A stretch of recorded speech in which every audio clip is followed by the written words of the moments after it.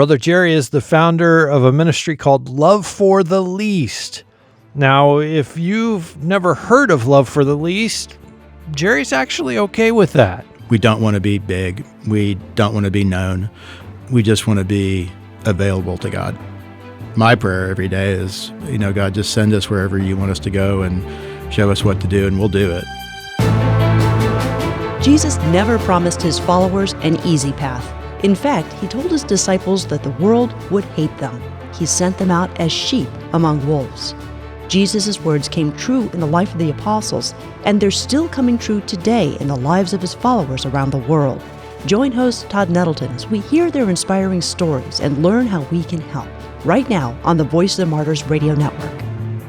Welcome again to the Voice of the Martyrs Radio. My name is Todd Nettleton. We're in the studio this week in Bartlesville, Oklahoma with Jerry and Stacy. They are the founders of a ministry called Love for the Least, working in the Middle East. They've also worked in Africa.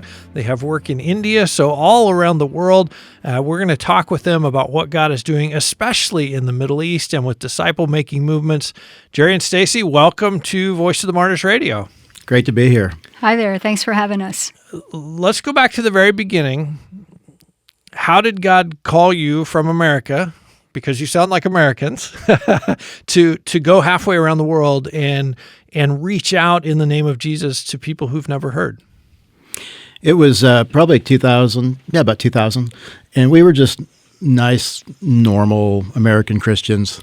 We lived in a big house in a gated community on the golf course and had his and her BMWs. We were in this little church, and we were new members. And what they always did was, with the new family, they put them in charge of the missions committee because no one else wanted to do it. They were not interested in missions at all. We couldn't gin up any enthusiasm. So we just said, we're going to be the mission team. So we went over to Tanzania ourselves. I think that was 2000, 2001. And just fell in love, and God got a hold of us. And so we ended up selling the house, selling the car, selling the business, loaded the kids up, and had one-way tickets to Tanzania in 2003. Wow. And do you remember that saying about God doesn't call the qualified, he qualifies the called? At that time, I had never read the Bible, never finished a Bible study. So it really is true that God qualifies the called. And it was a call. What was it that you saw or that you experienced in Tanzania that you said, this is what we want to give our lives to? This is what we want to do going forward? I mean, one thing we saw was just the incredible need. That's it. It was the need for me as well. Knowing that you could save a life. All they needed was like Cipro to get over some illness. And for $5, you could literally save a life. And I'll just say for me personally, though, it was also the incredible joy and faith of the people. Just being in a crummy little falling down wooden church. And then when they break out in their Swahili hymns, it just sounds like the angels, and that really grabbed my heart. So I personally sort of fell in love with the church there and their faith. And then, boy, was there a lot of work to do. Hospitality as well. We would go into a little mud hut, and the owner would pull out sodas, and we would pray over the sodas, and there wouldn't be enough for everybody to go around, and they would give them to us. And that kind of hospitality blew me away. We're talking this week on Voice of the Martyrs Radio with Jerry and Stacy. They are the founders of a ministry called Love for the Least. So I'm curious to know, when you came back to that little church that didn't care about missions and you said, hey, we're selling everything and moving to Tanzania, did they kick you out of the church or what? What happened? Actually, they were amazing. They really rallied behind us. They were really happy that someone was doing it. It wasn't going to be them, but they were incredibly supportive of us and really launched us into the field. So they were great. It was a great experience. It was funny. There was a guy in the church who never liked me. He never liked me. And it was my last men's retreat before we deployed overseas. And he came up to me and he said, I need to talk to you today. And I thought, oh man, this guy doesn't like me. So we pulled aside at one point. He goes, Jerry, I got a problem. He said, I I want to do what you're doing. I want to give my life to God. I want to give him my will and my future. I'm just so afraid if I do that, God is going to send me to Africa with you, and I don't like you. What happened I'm thinking especially that first term, because obviously humongous adjustment, humongous need. You at some point recognized that we could work 24 hours a day and we still wouldn't even come close to meeting the need, even the need we can see right around us. What was that adjustment like, and how did you settle into a rhythm of, okay, this is what we need to focus on, this is what we can do, and understand at the end of the day, okay, I need to go to sleep, I need to rest, even though I know there's more need. There's more need that I can never meet. One thing we kind of share with the new workers overseas, and we're kind of in that phase of life where we're spending more time helping the newbies, and pouring into them. And one thing we try to stress with them is God does not need our busy work. Like we feel no compunction to be busy all the time. Really, the number one job of an overseas worker is to get in there and pray and fast. Spending time, because we want God ideas, not good ideas.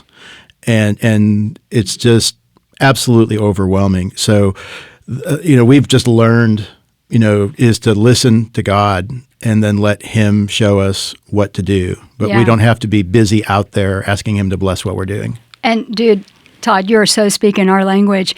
When we first got there, I felt like it was an ocean of need, and I felt like I was just a drop in the bucket. And I got really sad. I got really depressed, and I remember being on my knees and just crying to God. And it was there that I learned that I don't need to save Tanzania, and I'm not big enough to save Tanzania, and that all God is asking me, he's like, would you just help the one in front of you? And then it just, it got really broad into really narrow. And then I was like, I'm just going to help the one that he puts in my path. And there's something amazingly freeing about that. It was so freeing. You're not responsible for the whole country. Right. You're just responsible for this person that God has brought into your pathway. Yep. And then that's how it changed for me. It was like, just help the one that I put in front of you. And then tomorrow help the next one, and the next one. It's like, okay, Lord, got this. And we share that with the new workers too, is that, just take your time, pray, and then go out, look around, and then find your little patch and work on it. You can't fix everything, but you can work on your little patch. And so we've just tried to do that, let God point us to little patches, and then we farm that field. And I can't worry about the things that are out of my control. Amen. We're talking today on Voice of the Martyrs Radio with Jerry and Stacy. They are the founders of Love for the Least. So now I want to fast forward. So you worked in Tanzania for a number of years. 2014, God pulls you up from Tanzania and moves you to Iraq. Now this is significant because 2014 was not a safe time to move to Iraq. It was a time when a lot of people were leaving Iraq, especially Christians. Tell me about that transition, and tell me how God really made that very clear. Nope, you're done in Tanzania, Iraq. It was the exact day was August 8th, 2014, and we were home from East Africa, and we were at a conference in Florida. And again, that date, that was the day that ISIS declared the caliphate. So all we were seeing on the news was the black flags and the trucks and ISIS taking over the world, and everybody was scared. And we were at worship that morning, and I just heard, and I was really happy. We were very happy in East Africa. Life was good. And just heard a clear word of the Lord, go to Iraq and go now. And my first response was, that's great. Who's going to tell Stacy? Well, didn't you also say, can I speak to somebody else? Yeah, I would talk to somebody else. Right. Is there anyone else up there that I could speak to? Because this doesn't sound like a great idea. And so I left the worship, and I hadn't told Stacy yet, and I wasn't planning on telling her. And I was even thinking, how am I going to go to Iraq without letting her know? And that would be kind of hard. And I was talking to a friend about it, and I just said on the phone, I haven't told Stacy yet. And she walked in the room right at that moment. And it's, you haven't told me. You haven't told me what? What haven't you told me? So we didn't know a soul in the region. We'd never been to the Middle East, didn't know a word of the language, but we heard go. And so there was only one flight a day into Erbil from Turkey, and we were on that flight. We did a hot military landing. ISIS was on both sides of the airport, and we didn't know us all. And we were just going to get there and walk till we found the refugees. You just do the next right thing. And we connected with a local believer leader there. We had a difficult long drive past ISIS up to the far north where the refugees were. Northern Iraq, that area was hit with 3 million refugees in about 1 week. The city we came to it was a population of 500,000, and they had 1 million refugees living on the streets. And then the first refugees from ISIS we met were believers from Nineveh, and they were just literally had just come in, had left everything behind. They were in shock, trauma. They were so raw. It was a lot of trauma. And one of the first thoughts we had is, and these were believers, like we said, the kids are really suffering and they're probably not going to have Christmas this year. So we decided to have Christmas in September. And we went to the local Kurdish Walmart and bought them out, like just every cart we could move down the aisles, and did a big pre-Christmas celebration for the Christian refugees there in Nineveh. And that was really cool. Soccer balls, dolls. Yes. Yeah. It was a great night. Yeah, candy. Well, and at that point, because I traveled there during that time in the world, and every park was full of refugees. Every half-completed building was full of refugees. Exactly. Filled. Every open space, somebody put up a tarp, there was refugees. If there was a roof, there were definitely refugees. Community centers. Community you go into centers. a community center and you just see mattresses stacked up to the ceiling. Yep. And I know at one coolers point, Voice of the Martyrs rented a wedding hall because it was available, and they weren't having weddings at that time, so filled that with people. And so did you get off the plane and then you were just there, or did you go like on a scouting trip, or how did you? Yeah, we actually, what I heard too was go for 72 hours. Okay. And actually our entire board said no, and we didn't tell our family. This is not a good idea. Yeah, this is not. We had people close Crying. to us crying on the phone, telling us not to go. It's hard to even think back now. It hasn't been that long ago, but the level of fear when ISIS rolled across those plains and when they said the caliphate and when they're chopping off the heads of foreigners in orange jumpsuits, it's hard for people now to kind of remember how frightening that was, and how if someone you loved was going to go there, you would have all kinds of reasons to tell them, no. I'm really sure that God did not tell you to do that.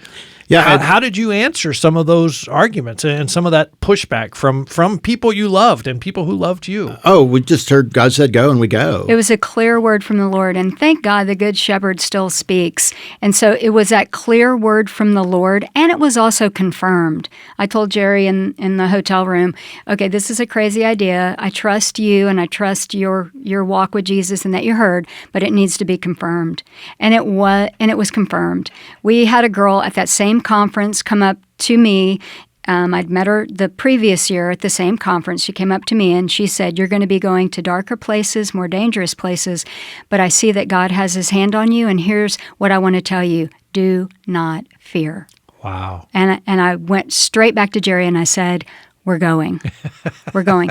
And then, you talk about the fear on that plane ride over.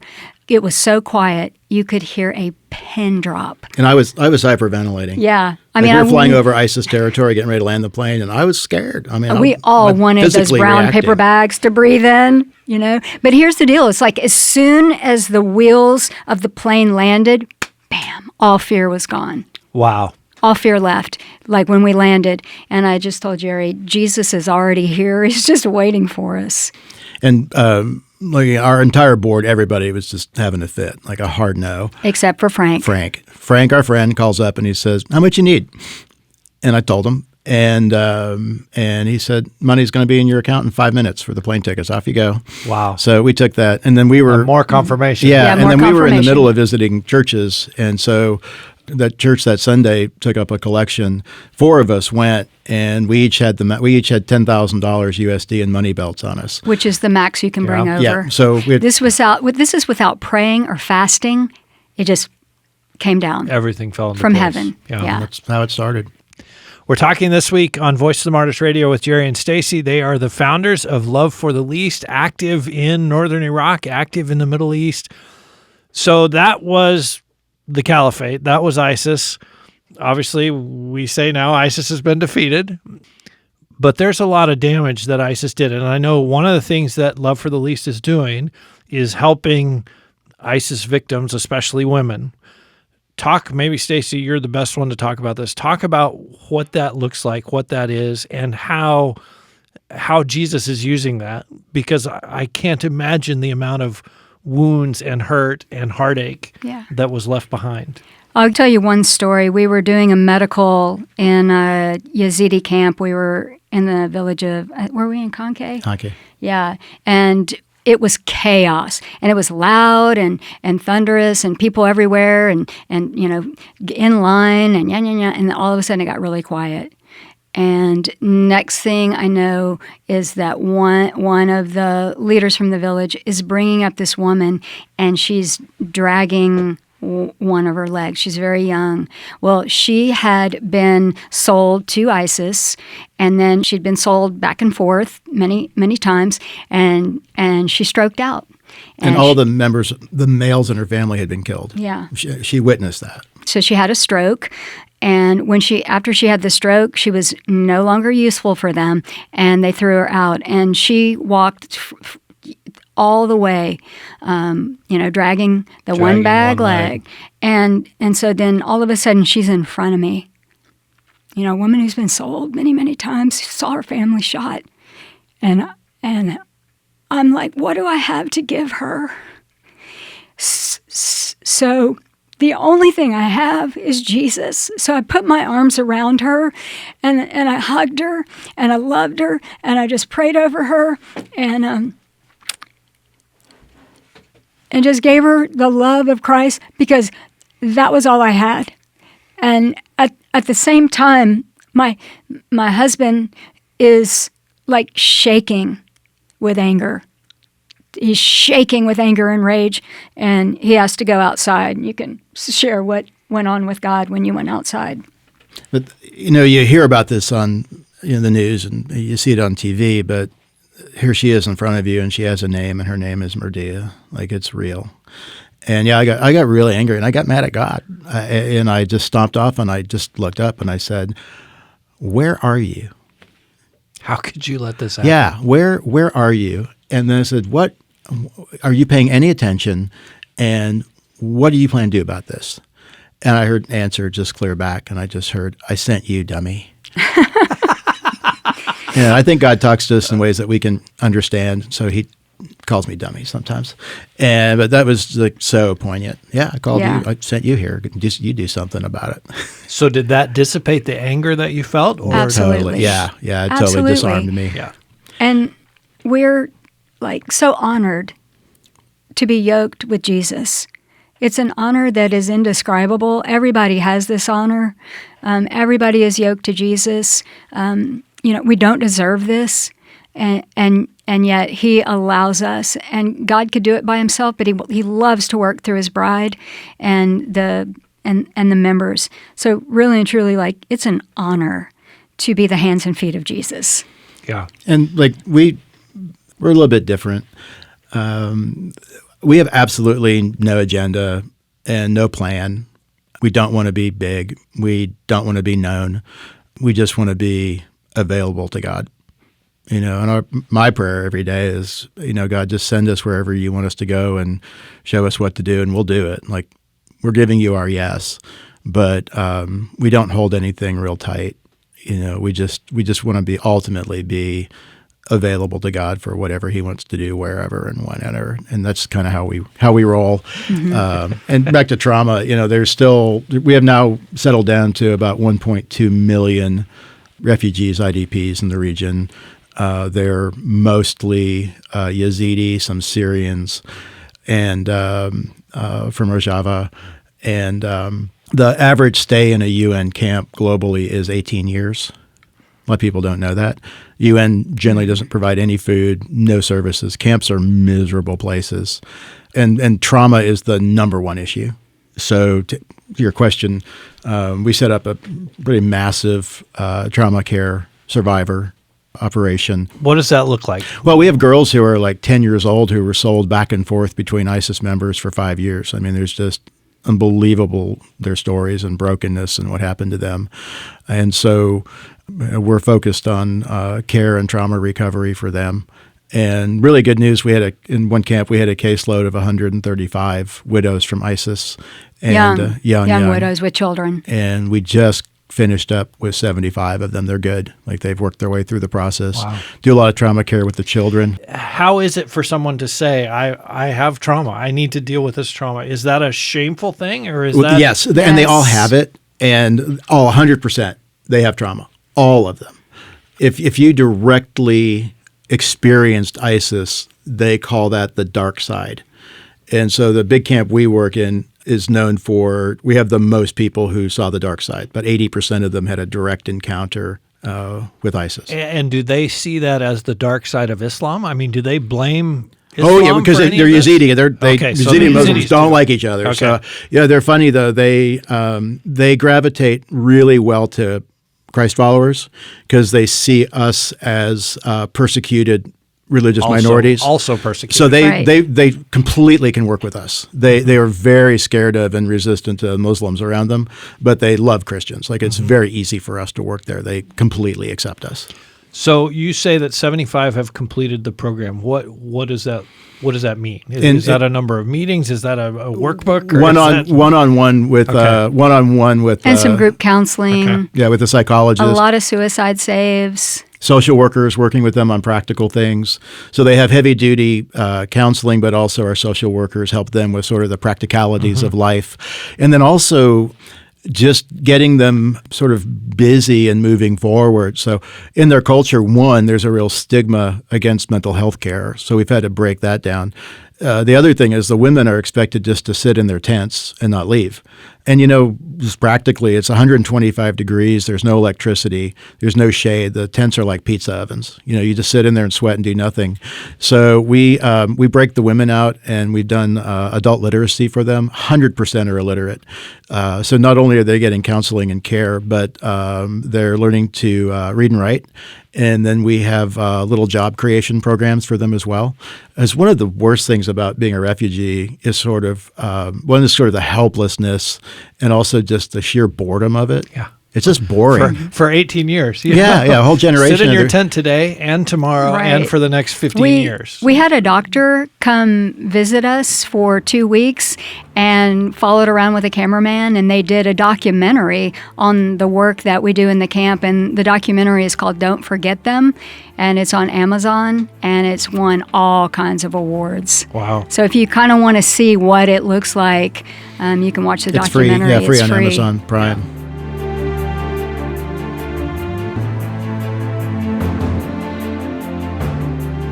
When you visit vomradio.net, we'll give you a link to that documentary. It is called Don't Forget Them. It was produced in partnership with our guests today here on the Voice of the Martyrs Radio. We are just using their first names. That is intentional. That is to help protect their security. Jerry and Stacy are the founders of an organization called Love for the Least. You can find out more about Love for the Least when you come to our website, vomradio.net. We'll give you some links there. Let me also encourage you to share today's program with a Christian friend, maybe with your pastor, maybe with somebody else. As you heard today, Jerry and Stacy were leading a very comfortable middle-class American life when God called them to a whole new mission. And I pray, and we actually prayed even before we recorded this interview, that God will use this to challenge more people, to call more people to get involved in His work around the world. Hopefully that's happening. Hopefully God is using this episode that way. But please do share it with your friends. You can point them to vomradio.net or find VOM Radio wherever you listen to podcasts. Maybe you want to directly share a podcast link with them. Next week, Jerry and Stacy are going to be back with us. They're going to talk about making disciples of Jesus in areas that have been affected by ISIS. They are working directly with victims of ISIS attacks, victims of ISIS violence, to help them recover and to plant the seeds of the gospel. I know you'll be encouraged by that conversation, so please be back with us next week right here on the Voice of the Martyrs Radio Network.